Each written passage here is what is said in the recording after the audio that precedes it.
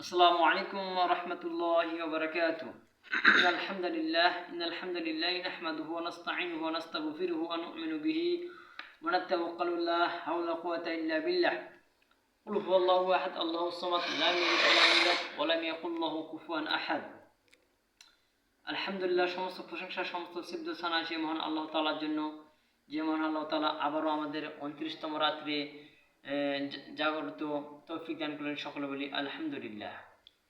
দরুদ ও সালাম বর্ষিত হোক সে আখির নবী, যার আদর্শকে বাস্তবায়ন করলে ইহকালে শান্তি পরকালে মুক্তি, সে মহান নবীর প্রতি দরুদ ও সালাম বর্ষিত হোক। সকলে বলি সাল্লাল্লাহু আলাইহি সাল্লাম। আলহামদুলিল্লাহ, আমাদের সমাজে কিছু প্রচলিত মুসল্লি রয়েছে যেগুলো জানে না ইসলাম বিষয়, যেগুলো ইসলাম বিষয়ে জানি করে না, হাদিস কোরআন ঘাটে না, তারা আজকে সমাজে অনেক প্রচলিত এগুলো কথা বলে বেড়ায়। তারা নিজে জানে না যে কিভাবে ইফতারি পান করতে হয়, কিভাবে ইফতারি খেতে হয়, কিভাবে চেহারি খেতে হয়, কিভাবে চেহারি খেলে বরকত দিবে, কিভাবে চেহারি না খেলে বরকত হালাল হবে হারাম হবে, তারা সেটা জানে না। না জেনে তারা আজকে মুন্সিদের ভুল ধরে বেড়ায়। তারা অমুক হয়েছে, তার তমুক হয়েছে, এগুলো নাকি মসজিদে হাটে বাজারে বলে বেড়ায়। এটা বলা ঠিক না। সম্মানিত পরিস্থিতি, আমি অতখানি বাড়াবো না। আমার সংক্ষিপ্ত বক্তব্যের বিষয় যেটুকু আমি সেটুকু আলোচনা করে ইনশাল্লাহ শেষ করবো। ওমা তাওফীক ইল্লা বিল্লাহ। সম্মানিত উপস্থিতি, আমরা যদি মসজিদে অথবা হাটে বাজারে ইত্যাদি করি, আমাদেরকে প্রথমে উজু করতে হবে। উজু করে পবিত্র হয়ে তারপরে ইফতারি খেতে হবে। অনেকে আছে যারা রোজা করে না, যারা নামাজকে প্রাধান্য দেয় না, যারা সালাতকে মূল্যায়ন করে না, তারা নাকি আজকে সমাজে নেতা, তারা সমাজে আজকে নেতা, তারা আজকে সমাজে মহৎ, তারা সমাজে আজকে মহৎ মুন্সি। আমাদের সমাজে কিছু কিছু লোক রয়েছে যারা টাইম চেনে না, যারা সময় চেনে না, তারা ইফতারি খাওয়া তাড়াহুড়ো লাগে যায়। এটা তো ঠিক না। সময় হবে, আজান দিবে, মানুষ ইফতারি করবে। সমাজে নাকি তারা বলে বেড়ায় 15 মিনিট আগে ইফতারি খাওয়া জায়েজ, 10 মিনিট ইফতারি খাওয়া আগে জায়েজ। এটা তারা কোথায় পেল? 1-2 মিনিট সেটা হিসেবে আলাদা, কিন্তু এই যে 10-15 মিনিট আগে ইফতারি করে, এটা তো ঠিক না। এই দলিল কোথায় পেল? এই দলিল তারা কোথায় পেল? আমার ওস্তাদজি শাহেখ আব্দুর রাজ্জাক বিন ইউসুফ তিনি বলেছিলেন, যাকে দায়িত্ব দেওয়া হলো তাকে ছুরিবিহীন জবাই করা হলো। কি করা হলো? ছুরিবিহীন জবাই করা হলো। দায়িত্ব পালন করা। রাস্তার পাগলি কিন্তু সন্তান জন্ম দিতে পারে, কিন্তু সন্তানের যে নিয়ম কানুন, সন্তান ভূমিষ্ঠ করলে কিন্তু মা হওয়া যায় না। সন্তান জন্ম দিলেই বাবা হওয়া যায় না। সন্তানের কিছু বৈশিষ্ট্য আছে, সন্তানের লালন পালন করতে হবে, সন্তানকে আদর্শ শিক্ষা দিতে হবে। তাই আসুন সম্মানিত উপস্থিতি, আমরা আমাদের সন্তানকে ভালোভাবে শিক্ষা এবং হাদিস কোরআন দিয়ে যেন তাদের জীবনকে গড়ে যেন তুলতে পারি। সকলে বলি আল্লাহুম্মা আমিন।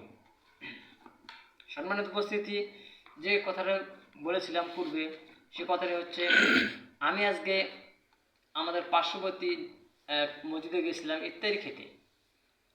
আমি এক বড় ভাইকে বললাম যে কালকে আজান হয়েছে 19-এ, আজকে আজান হলো 17-এ, তাহলে আপনারা বলুন দিন কি কমতেছে না বাড়তেছে? সম্মানিত উপস্থিতি, আপনাদের কাছে প্রশ্ন রইল, আপনারা অ্যান্সার দিবেন।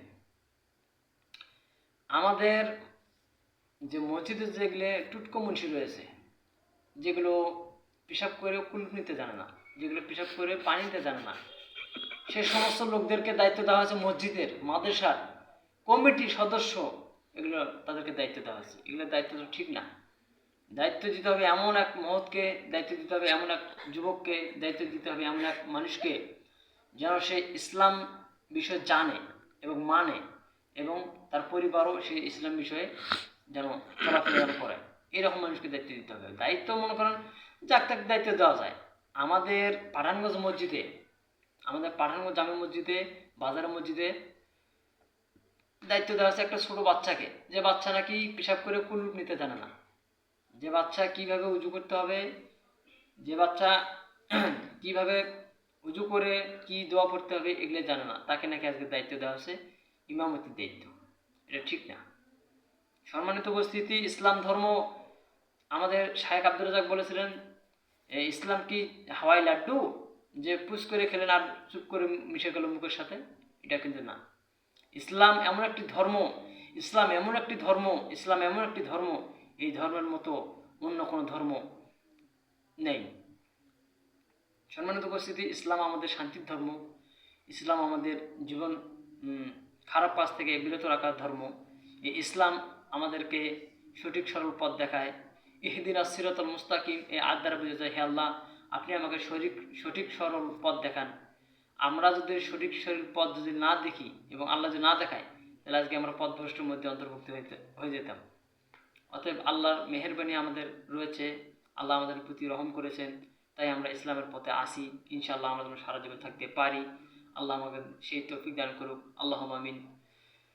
সম্মানিত উপস্থিতি, আরেকটি কথা হলো, আমাদের যে সমাজে যে প্রচলিত কথাগুলো চলতেছে, যেগুলো বিষয়ে আমরা জানি না, যে সব মানুষগুলো জানে না, তাদেরকে আল্লাহ হিদায়াত দান করুক এবং তাদেরকে বোঝার তৌফিক দান করুক।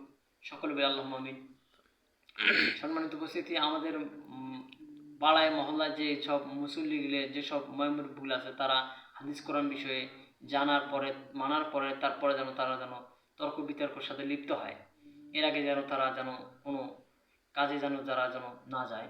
এই বলে আমার বক্তব্য সংক্ষিপ্ত করলাম। আখিরি দাওয়ানা আলহামদুলিল্লাহি রাব্বিল আলামিন। আসসালামু আলাইকুম।